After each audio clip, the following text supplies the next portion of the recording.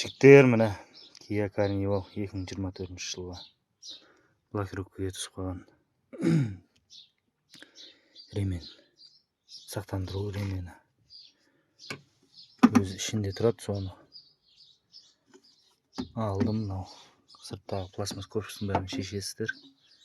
Өзі 10 болтпен тұрады, біреу асты. Мынау өзі ременнің екіншісі стайды. Сыртқа шығарғаннан кейін бұның мынау ішінде кілттері болады, мынандай шарик.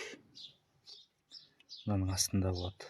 Осыны шешіп, ішінде симайтып етіп алып тастайсыздар бәрін.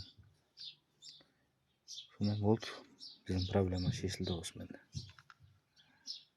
Қайта орнына саламыз. Ремен алынып салына береді толық. Бұл жерде енді тек Құдай сақтасын, ДТП болған жағдайда енді сақтандыру жағы ұстап қалмайды. Себебі мына шариктерді мынаны алып тастадық, суықты. Мынаны орнына салуға болады, енді кейде тістесіп қалады да, мелкий. Сондықтан толық алып тастай салдым мен.